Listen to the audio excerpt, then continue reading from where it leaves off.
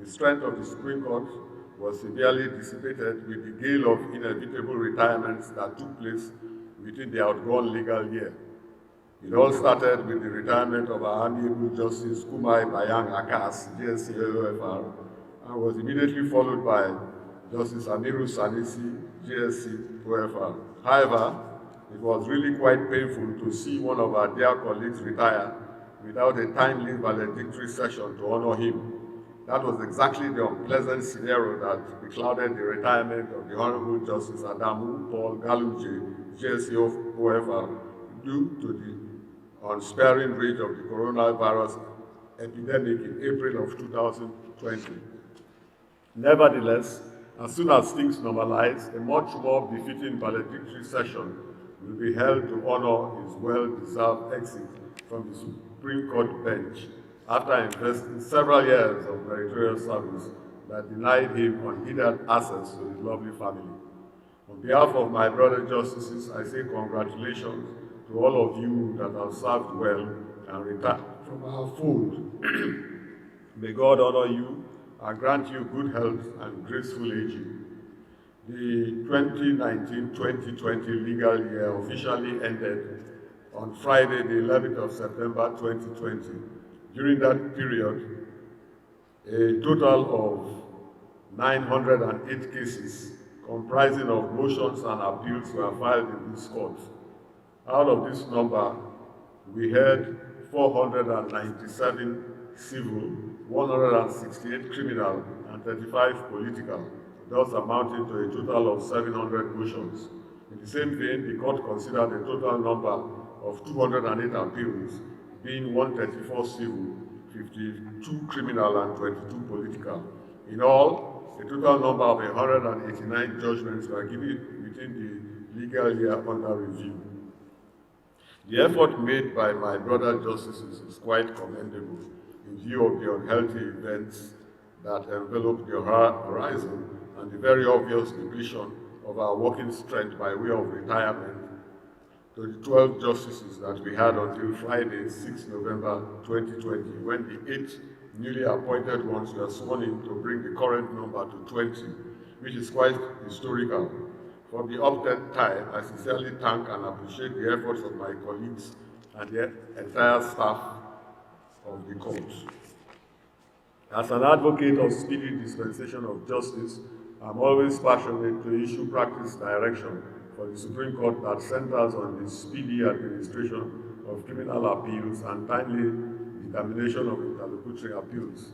To further actualize our unalloyed determination to achieve this course, we decided to sacrifice our annual vacation to continue our sittings in order to decide the appeals before us.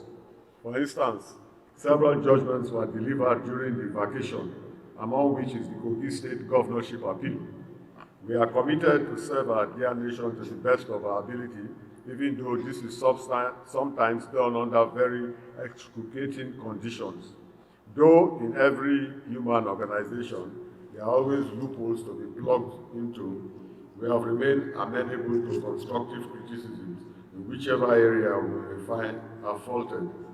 We are not impervious to corrections, as corrigibility is the lubricant of sustainable success in life. I wish to use this opportunity to appeal to our lawyers, particularly the young ones, to always observe all court rules. Apart from the mode of dressing, which I have occasionally complained about, the conduct of some of them within and outside the courtroom calls for concern. Some have turned our court premises to press interview centers where they cast all manner of aspersions on judicial officers, especially when judgments don't favor them. Severe sanctions will henceforth be meted out to any unprofessional conduct exhibited by such persons. You must also show the ability and capacity to counsel your clients well. You should not mislead them for pecuniary gains. Anyway, I am very sure that the leadership of the Nigerian Bar Association is equal to the task and will use the existing internal mechanism to whip erring members to order as quickly as possible.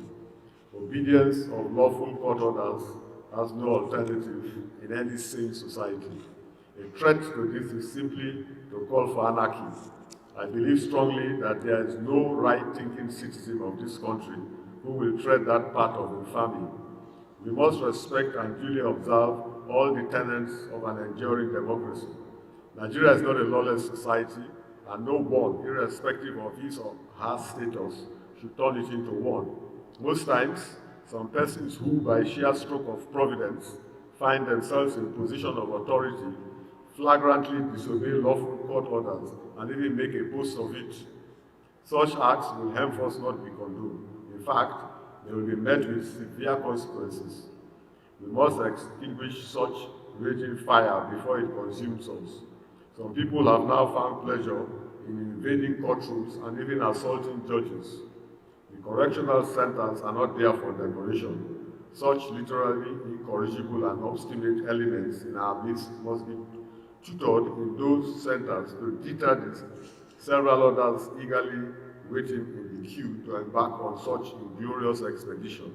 The court will not only back, but will bite harder and deeper too.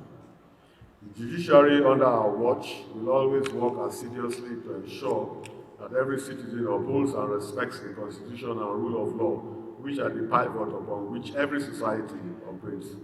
We must always conduct ourselves in a manner that makes us all equal before the laws of the land. We will equally endeavor to fast-track trials at all levels of our courts, especially cases bordering on corruption, kidnapping, terrorism, and most recently sexual and gender-based violence, which now occupy the front burner of our national discourse. Stringent measures must be taken to deter several other misguided elements from treading that path. I call upon the executive and the legislature to join hands with the judiciary to rid our country of these evils. We appreciate the bold step taken by the President and Commander-in-Chief, Chief Muhammadu Buhari, GCFR, in passing the Executive Order 10 of 2020, which makes it mandatory for all states of the Federation to include the allocations of both the legislature and the judiciary in the appropriation laws. This was done in furtherance to implementation of financial autonomy for the state legislature and state judiciary in compliance with Section 121, subsection 3 of the Constitution of the Federal Republic of Nigeria 1999 as amended. You will recall that the clamor for financial independence of the judiciary formed the fulcrum of my speech at the special session marking the 2019-2020 legal year.